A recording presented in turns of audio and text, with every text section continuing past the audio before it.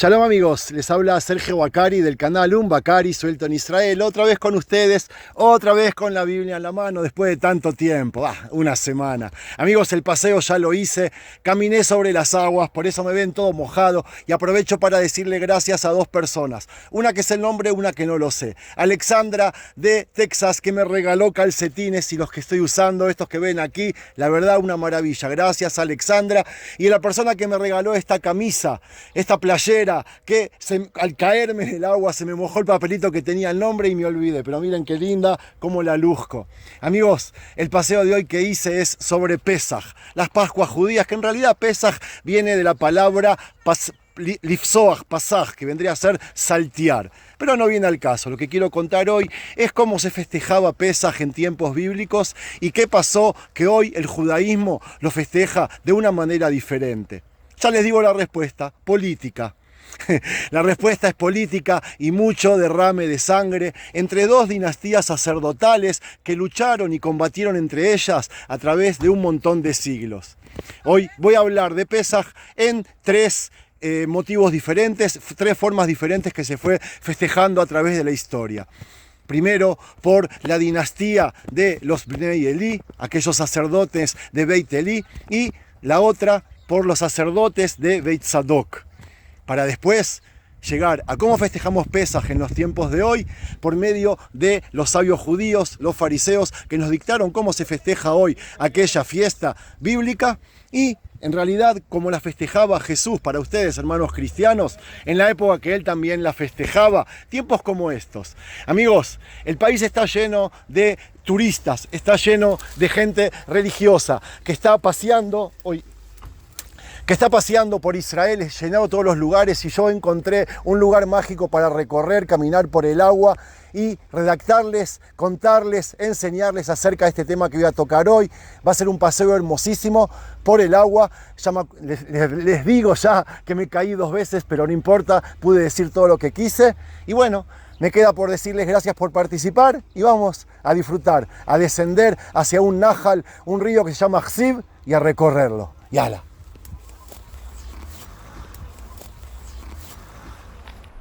Amigos, mientras descendemos al río Ksib de la Baja Galilea y mientras nos deleitamos de estas hermosas montañas, comenzaremos a repasar la primera fiesta de la Torá, de Dios, desde 3 épocas diferentes, por medio de 3 grandes movimientos históricos que cambiaron la faz del judaísmo y como resultado de ellos, Pesaj también cambió.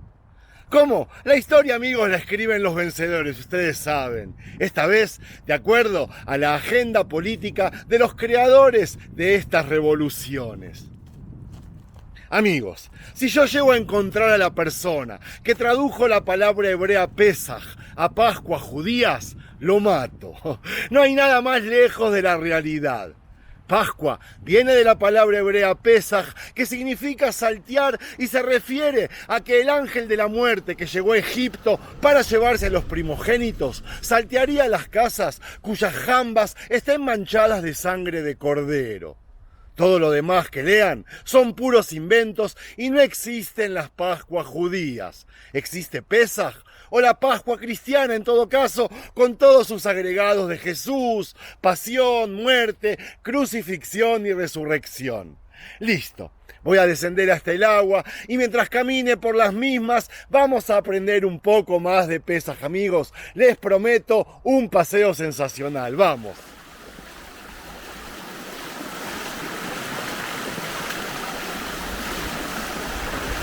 Amigos, miren qué belleza de paisaje les encontré, qué hermosura de recorrido por estas aguas puras de manantial que espero pueda recorrer sin caerme y relatando al mismo tiempo lo que tengo pensado.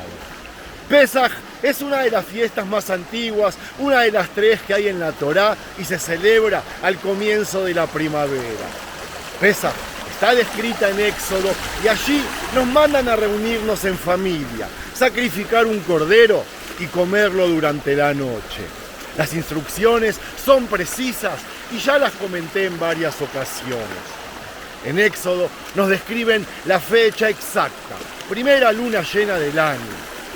cómo, cuándo, quién y dónde se debe comer de ese cordero. Lean Éxodo 12 y mejor explicado, imposible. Mientras seguimos caminando por el agua, les cuento de que la intención de esta fiesta en este libro, en Éxodo por lo visto, es reunión familiar. Quizás invitando a vecinos o a aquellos que no tienen recursos, pero en general así se festejaba la fiesta en una época que yo apodo de coalición. Y eso porque había consenso en el pueblo entre las dinastías de los Kohanim que luego competirían entre sí. Miren mis pies, amigos. Estas cosas son las que a mí me hacen feliz. Denme solo esto en la vida y nada más. Los tiempos de coalición o consenso finalizaron cuando murió el rey David y su hijo nombró otra dinastía para el sumo sacerdocio. Quiero aclarar que también durante la época de antes de la división había muchos lugares de culto, a pesar que se suele pensar que solo había un templo en Jerusalén y allí llegaba todo el pueblo. Ya mostré en videos que había gente que no peregrinaba y ellos hacían actos alternativos en altares improvisados o bien armados. En excavaciones arqueológicas se encontraron templos en Tel Dan al norte, Tel Arad al sur, Samaria en el centro, Gilgar, Penuel, Kiriat Yearim, Laquis, Beersheba, un montón. Lo que pasó fue que cuando murió el rey David, su hijo y heredero Salomón nombró sumo sacerdote a Sadoc, y así nació otra dinastía que cambió a la dinastía de Elí. Pero la fiesta de Pesaj sufrió un cambio radical mucho más tarde. Amigos, llegamos al año menos 622, aquel año de la reforma de la dinastía sadoquita durante el reinado de Yoshiau o Josías de Judea. Aquel rey terminó con todos los escenarios para el trabajo a otros dioses y centralizó todos en uno solo, en el gran templo de Jerusalén, un lugar descrito como la casa de Dios. Según cuenta el libro de los Reyes, el sumo sacerdote saduceo encontró un nuevo libro de Torá, el de Deuteronomio, y según sus leyes, todos los sacerdotes pecadores debían ser asesinados. Sí, estos eran por supuesto los sacerdotes que no formaban parte del grupo sacerdotal en Jerusalén y que servían en los otros templos, en los otros altares. Todos debían ser asesinados bajo los auspicios de una nueva ley divina. Es que les estaban sacando sustento a los Kohanim de la capital, ¿entienden? A la casta política. Según el autor del libro de los Reyes, el castigo que les fue dado les vino por idolatría. Pero la verdad es que la pena de muerte probablemente les fue dada solo por no pertenecer al partido sacerdotal correcto, el que escribió la Torá y sus leyes.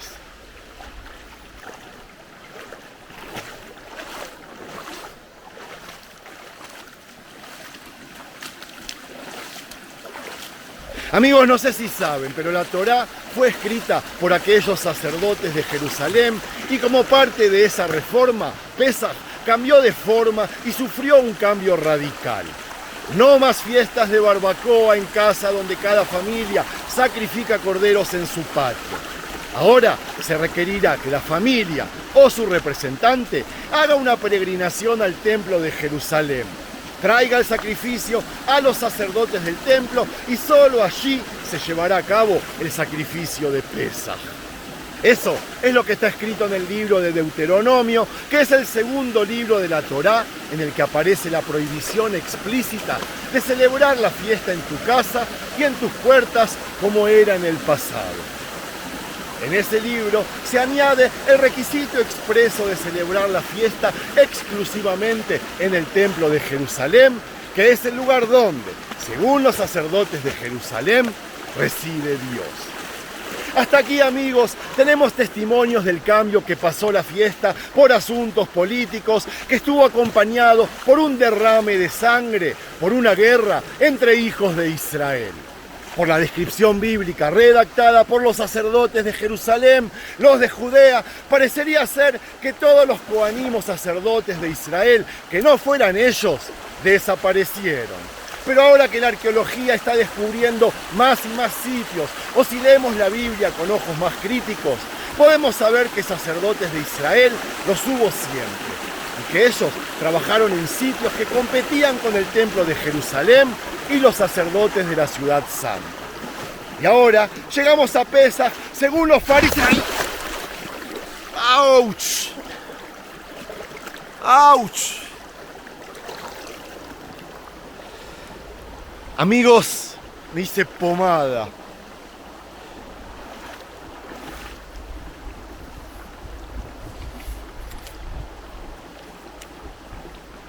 Bueno, llegamos a Pesaj de los sabios judíos, aquella secta judía de fariseos que surgió en los días del segundo templo.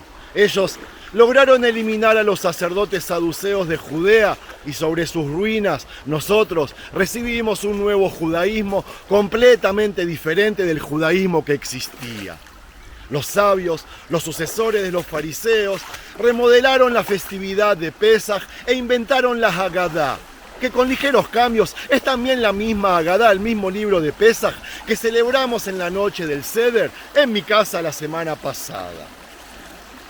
Esta nueva cara de la fiesta fue también resultado de una lucha política, una lucha dura y amarga entre el partido fariseo y los sacerdotes saduceos de Jerusalén.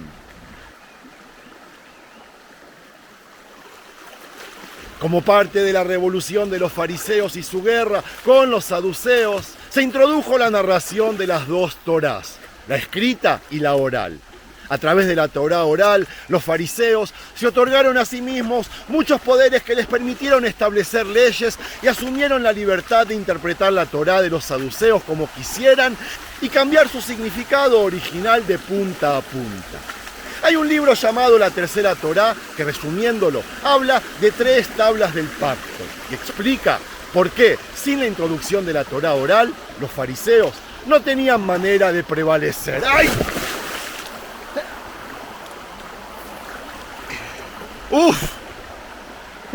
¡Otra vez!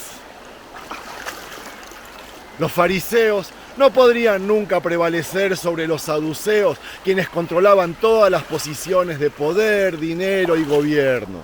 Y muchos se preguntan entonces, ¿de dónde surgieron repentinamente los fariseos?